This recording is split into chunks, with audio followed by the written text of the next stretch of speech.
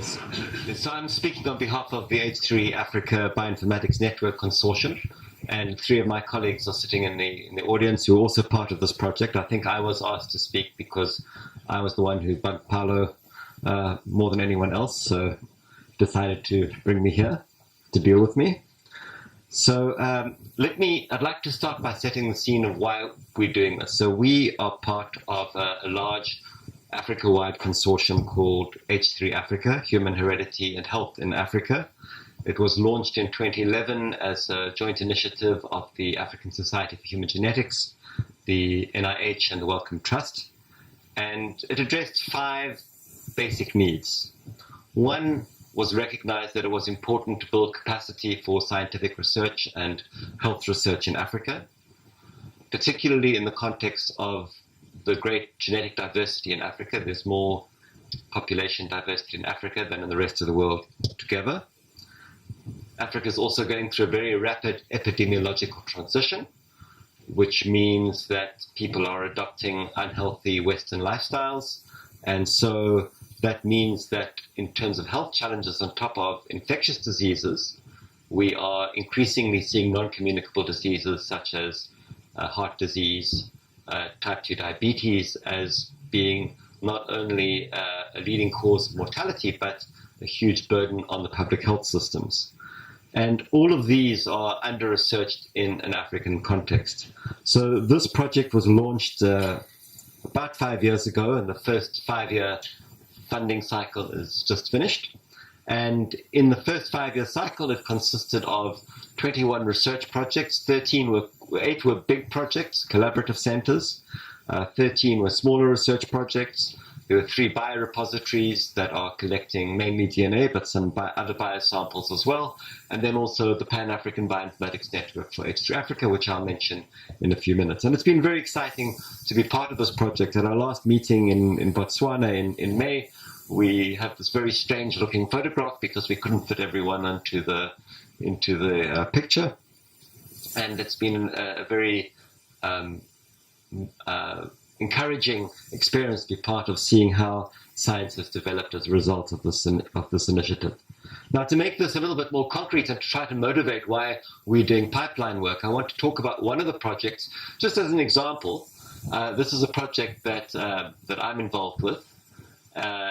So that's why I'm talking about it, but there are other projects like this. So we are looking at genetic and environmental factors in cardiometabolic disorders in African populations.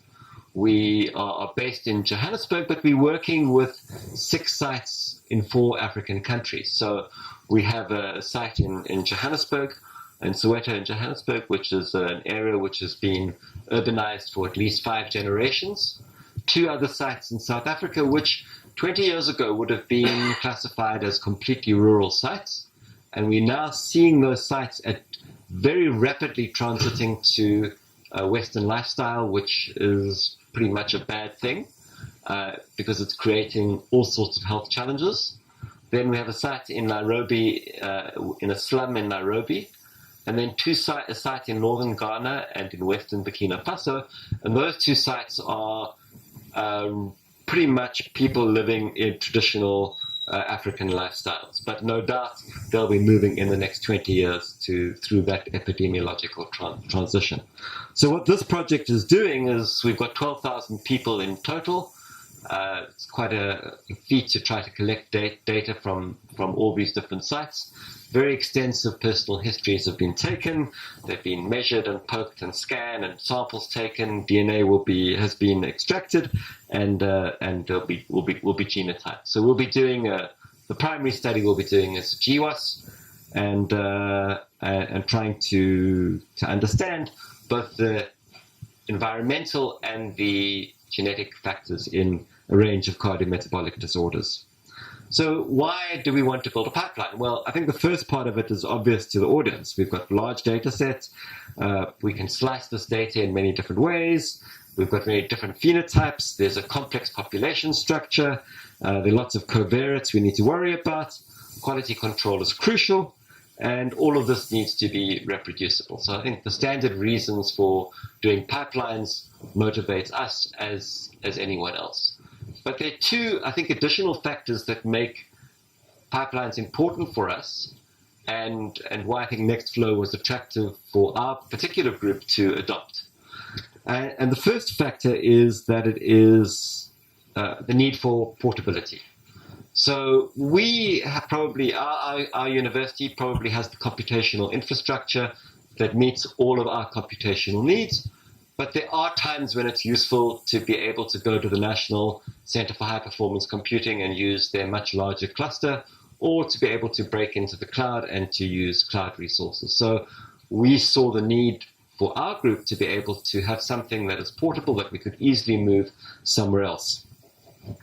But we don't just want our pipeline to be used by us. Our collaborators in Ghana and Burkina Faso, who have very little in the way of bioinformatics capacity, but are wanting to build it up, and have very little in the way of computational infrastructure, also want to be able to run our pipeline. So we need something that can move to quite a wide range of computational frameworks, and for us this was a big plus for Nextflow. Then there's another reason why we need to have pipelines. We are working under tight deadlines. Of course, in science, you always want to get your work out as quickly as possible. But for us, the constraint is that we have very generous funding from the NIH, but that comes with a price, and the price is we have very limited exclusive rights to our data. The data has to go into public repositories within a few months, and we know that there are much better resourced groups in North America and Europe who are very interested in our data. And if we are wanting to publish our data in reasonable places, we need to be able to analyze our data within a very short period of time. And although I think we have good skills in the network, in our group and in our network generally, we know that we don't have the resources that North American and European groups have. And so we see using workflows and building pipelines as a way of narrowing that gap between under-resourced and perhaps not over-resourced, but well-resourced groups in other parts of the world. So I think as a technology that we want to invest in for the future, it will be very important. So that was our one project, but within H3A, there are 20 other projects that are similar to this, different needs, similar needs in principle, of course, different workflows, and that the questions of portability become even more important because we're wanting the workflows that we build to be run by a range of people with completely different hardware and software infrastructures. So that is a driving motivation. Now, one of the projects within H3A is the Pan-African Bioinformatics Network for H3 Africa, so H3A Bionet. This was funded by the NIH in 2012, recognizing that bioinformatics capacity is very important. So our main goals has been to support the H3 Africa projects and then to build capacity in bioinformatics. And there are a range of activities that get done. The structure of the bioinformatics network, the central node is actually right in the south. It's the University of Cape Town. Overall PI is Nikki Mulder. And we have 30 nodes across Africa, from Cape Town in the south to Tunis in the north, from Mauritius in the east to Morocco in the west. So it's a very broad network with hundreds of people involved. And these people have their own research agendas and their own colleagues and collaborations that they do. And we have a range of activities within the networks. Within the network, I'm not going to go through that in any detail. But it's mainly around building people and hardware infrastructure. And one of the things that we did about a year ago was to make a strategic decision to explore pipelines as important for the work of H3A Bionet and for H3A. So one is to look at cloud computing to see, is this a technology that is right for Africa at this point in time? Everyone agrees that cloud computing time will come, but when that point will arrive, we don't yet know. And we saw the need to build expertise in building pipelines in African groups to meet the challenges that I mentioned earlier on.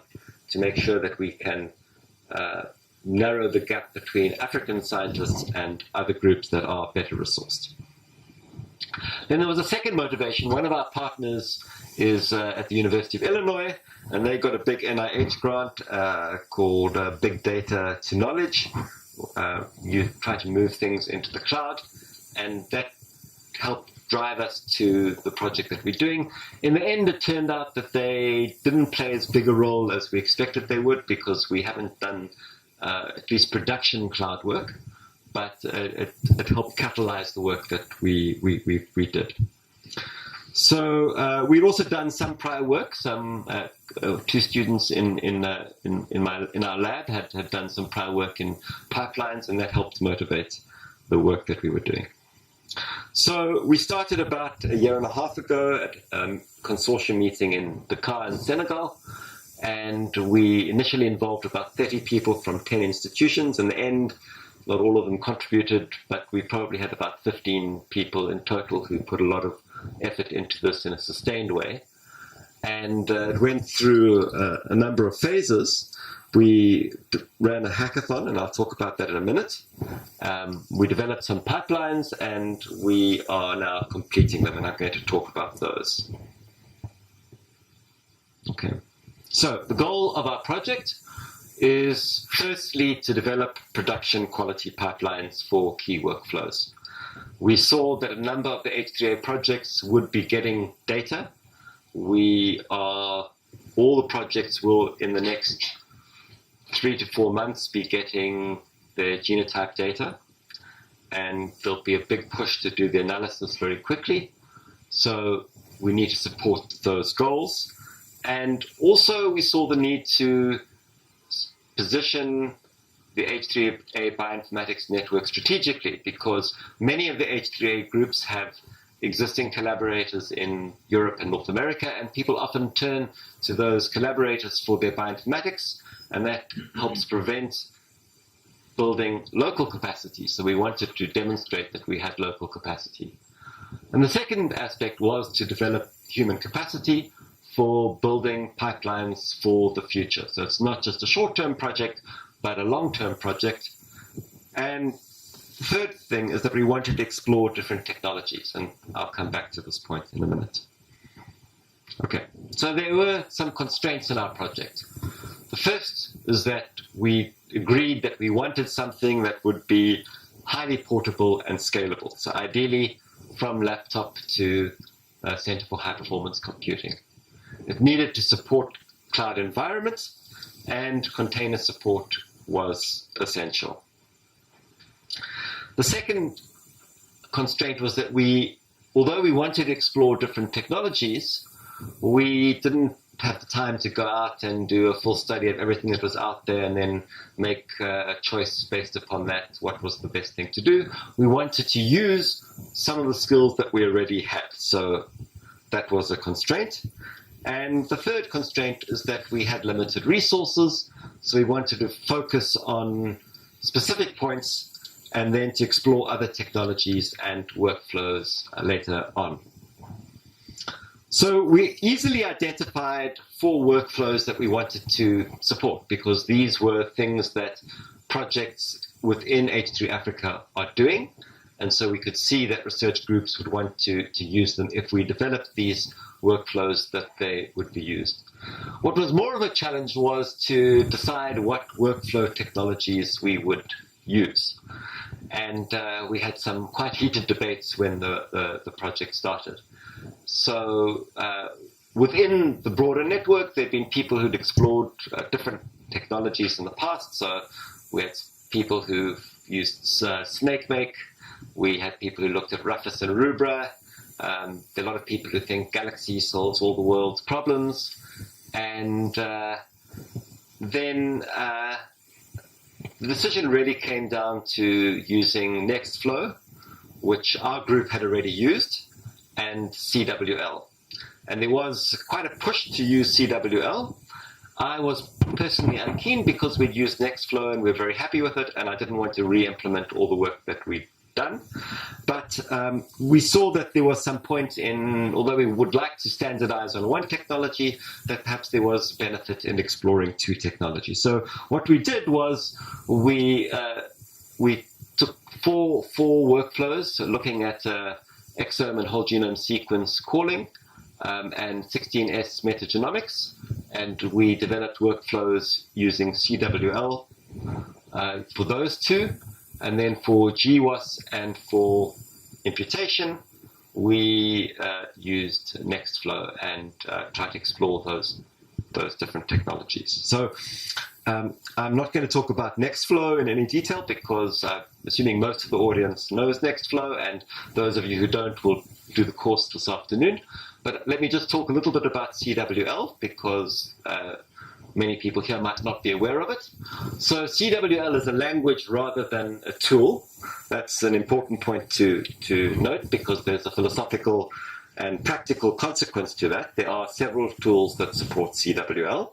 So it's community driven. There's a community around it that have developed this language.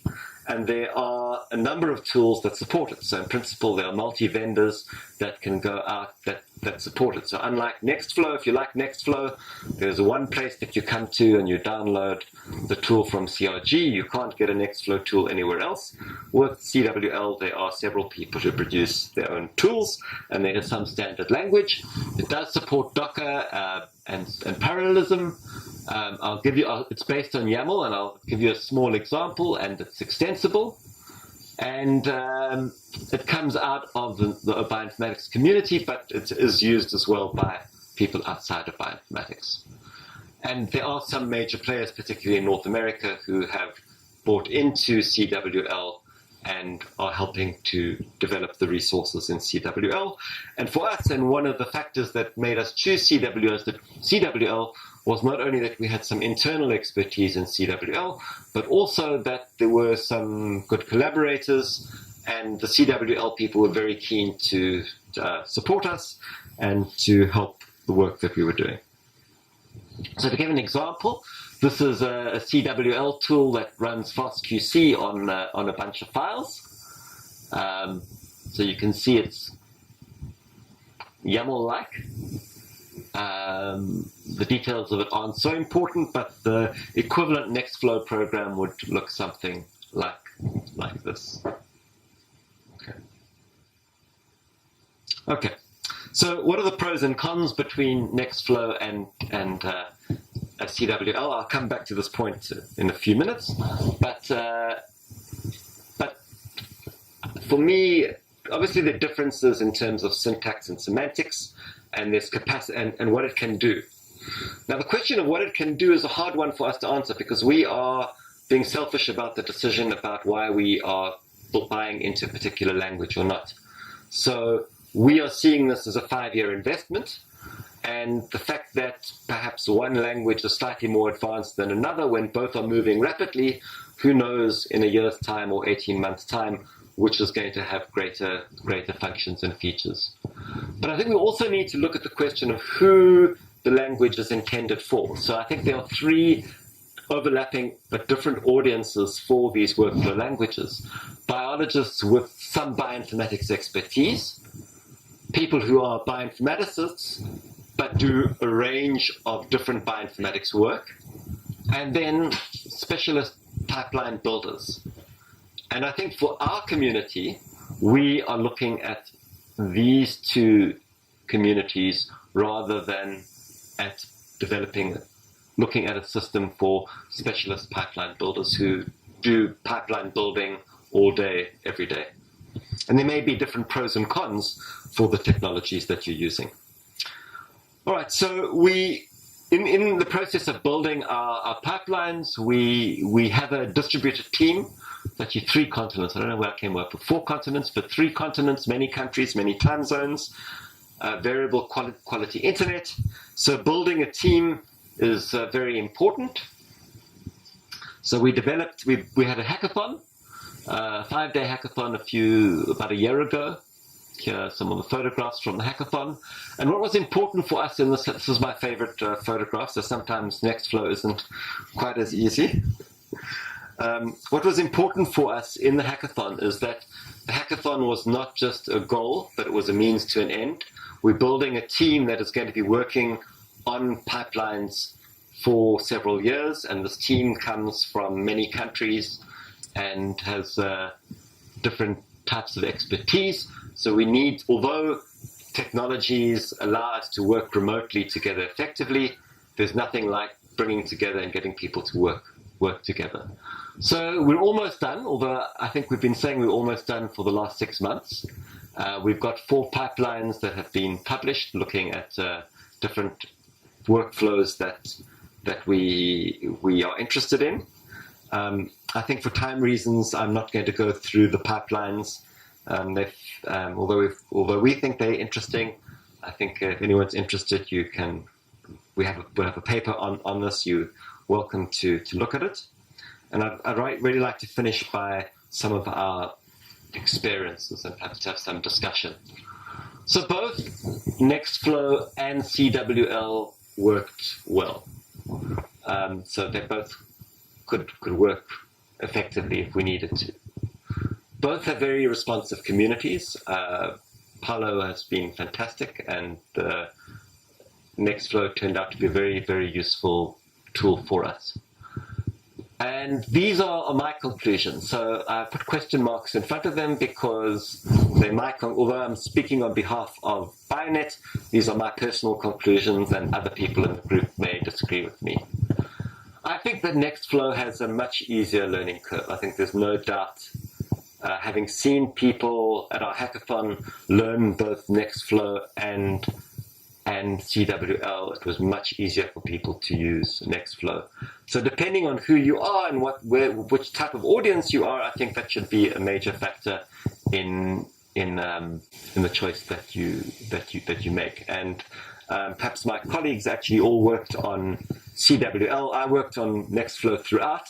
My colleagues all worked on Nextflow on CWL pipelines, and I think have moved to Nextflow. So they might have a more insight into that. But I think that from an ease of use point of view, Nextflow is definitely a significant advantage over CWL. At the point that we started, Nextflow was clearly much more mature than CWL. And for us at that point, that was a major driver. Although, as I pointed out earlier on, I think you shouldn't put too much emphasis on this because both are being developed very rapidly and are learning from each other. And perhaps there will be more momentum from CWL now because there will be a number of independent groups that are helping develop and push CWL through. But that perhaps is speculative. And the final point, which I think is that CWL at this point, and something that Paulo mentioned, perhaps does have an advantage at the moment if you are wanting to package workflows together. And depending on what your needs are, that may be a factor that would drive you. And I think from terms of future work, we're finishing our existing pipelines. We'd like to do a more rigorous comparison between CWL and Nextflow, so it's not just anecdotal, looking both at human factors and computational factors. And this this type of activity is going to be a major focus of the work of the H3A Africa Bioinformatics Network over the next 5 years. So we see this importance of building a community, of building people with expertise and building good quality pipelines to develop African science further as being very important. Thanks, Cedric.